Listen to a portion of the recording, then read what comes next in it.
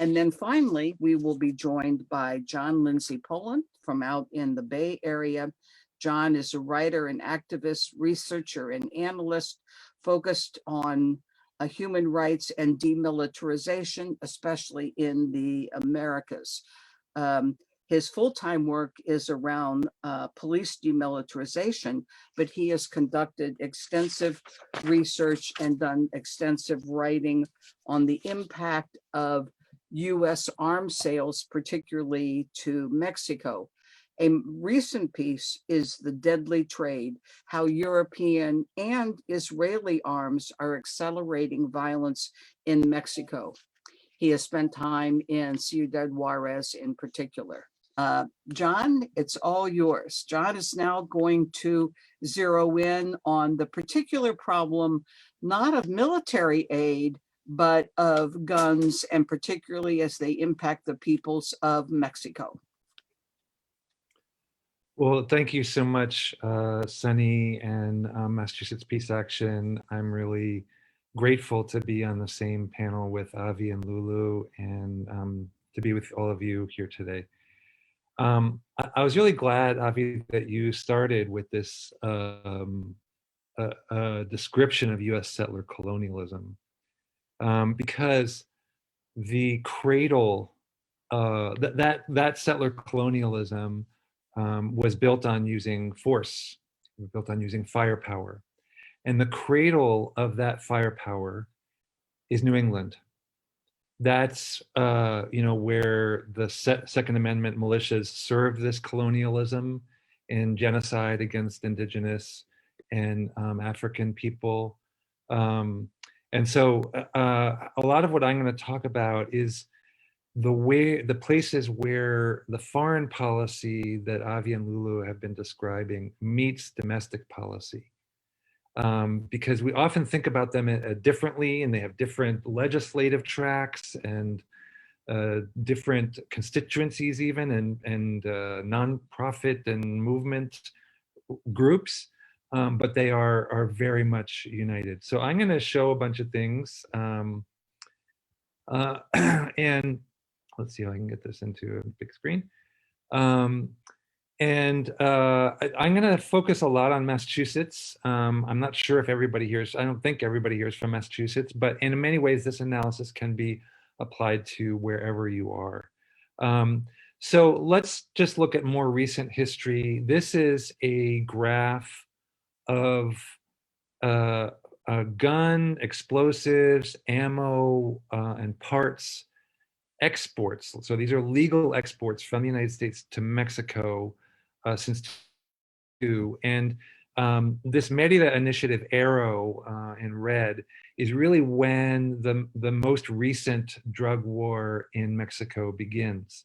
That's mostly understood as an aid initiative, and where the Mexican government declares a drug war. But as you can see, this is also where the amount of guns and parts being sold legally to Mexico increases dramatically, and does not go down even after the so-called assistance goes down. And so I'm going to be talking both about the legal exports, which this graph describes, as well as illegal trafficking, which is going over the border, and I'll talk more about that. Now, I want to mention here that Juan Orlando Hernandez, who Lulu talked about, current president of Honduras, was in a fraudulent election, was re-chosen, I guess you could say, in 2018. And because it was fraudulent, there were major protests, and those protests were put down, with dozens of people being murdered by so-called security forces in the streets. And those military police were armed with US guns that were manufactured in Connecticut, in Hartford, specifically Colt assault rifles. So there's always this connection between the economic forces that Avi and Lulu were talking about, the mobilization of people in order to change that inequality, and then the repression that happens in order to enforce that inequality. So as a result, you have both these economic and violent conditions that are making life totally unsustainable in Central American countries. And so people come towards the United States, which is, relatively speaking, a safer country than Central America, and in fact, than Mexico. And the thing is, it is not safe for migrants in Mexico. There are tens of thousands of migrants who have simply disappeared on their route through Mexico towards the United States. So this is why it's so important that we address the gun situation and violence situation in Mexico as part of addressing the root causes of migration, of forced migration from Central America. Now, this is just a graph of the number of gun homicides by all parties within Mexico in the last 20 years. And there's two things going on here in terms of this growth. One is the drug war that I referenced, which begins around 2007. And the other is the flow of illegal guns from the United States into Mexico. These are guns that are purchased at gun shops and gun shows in Texas and Arizona and other places, and then they're illegally trafficked over the border. And this has been accelerated by the end of the assault rifle ban that ended in 2004, and the growth of the assault weapons industry in the United States. And I want to mention this because a lot of times the pushback on an assault rifle ban in the United States is that, in fact, most gun violence in the United States is committed with handguns. And that is totally true. The mass shootings that occur with assault rifles are horrible and get a lot of attention, but most gun violence, whether we're talking about homicide or suicide, is occurring with handguns. This is not the same in Mexico. In Mexico, assault rifles are being used by criminal organizations as well as by state forces in order to commit many, many more violent crimes. And we're not just talking about homicides, we're talking about many, many other types of crimes. Again, many of them committed against migrants. And so that's an important argument for assault rifle bans within the United States. Now, most guns that are recovered at crime scenes in Mexico come from the United States. So again, it's very easy to purchase guns in the United States. There's very, very little regulation, and it's very easy to get them over the border because the infrastructure of racism is such that the controls are about the movement coming from south to north, not from north to south. So it's very easy to get them into Mexico and then again further into El Salvador, Guatemala, and Honduras, which also, of course, have the remnants of the US weapons from the wars in the 1980s. As a result, you have this kind of arms race between the state forces and the criminal organizations in Mexico.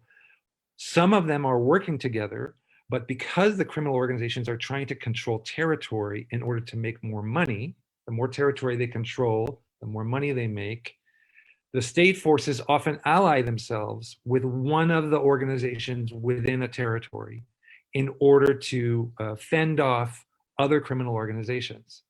So the migrant flows come into that, right? They are then forced to pay criminal organizations, which are in league with police and military organizations, in order to get through those territories. And a lot of times it goes wrong, and perhaps someone doesn't pay someone, and as a result, there are massacres. So in this case, was by state forces.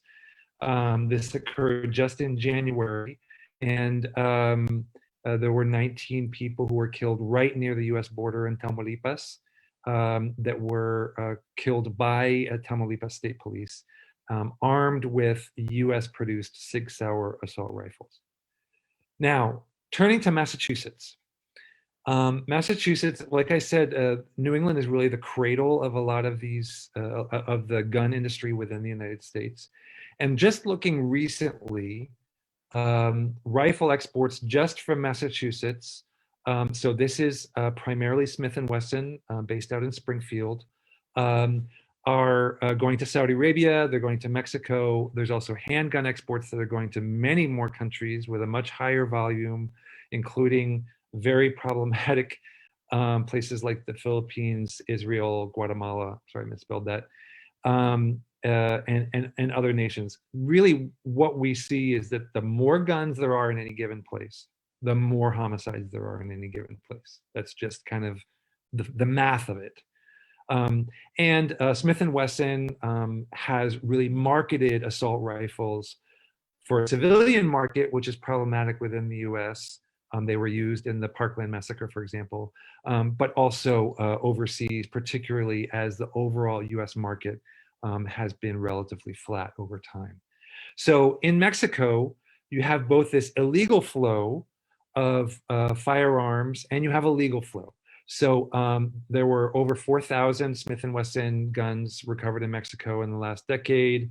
Over 200 of these were assault rifles, about half of them in that Tamaulipas, right near the US, the Texas border. And then you have these legally exported guns that are going to police. All gun exports, legal exports to Mexico are controlled by the Mexican army, and a lot of them are going to police. And again, about half of these were assault rifles. So more than 2,000 of these Smith & Wesson guns were going to Mexican police in more than a dozen different states. And then the final thing I just want to comment on, and we'll talk more about this, is, you know, I think there's a lot of times a hopelessness, a despair that things can change in the United States around guns, because it is so deeply rooted in this settler colonialism and this idea that guns have made us free and so on. But in fact, there's the opinion in the United States has shifted very significantly in the last 15 years, even in a state like Texas, which is key for sourcing illegal weapons, and is also extremely conservative, very gun crazy, where there's more and more support for a lot of different gun measures and a lot of, including on assault rifles. But what is often missing in the discussion about guns in the United States is the impact that they have in Mexico and Central America. That needs to be part of the conversation about guns, both nationally and in Massachusetts, in order to understand that the cost of this market, both legal and illegal market, is impacting heavily, and in some ways even more heavily, in Mexico and Central America than in the United States. There are arguably more homicides committed with US sourced guns in Mexico than US gun homicides in all of the United States. So it's really important that we understand these issues together and that we bring them into the debate together. And I'll talk a little bit more later about some state legislation in Massachusetts that begins to do that.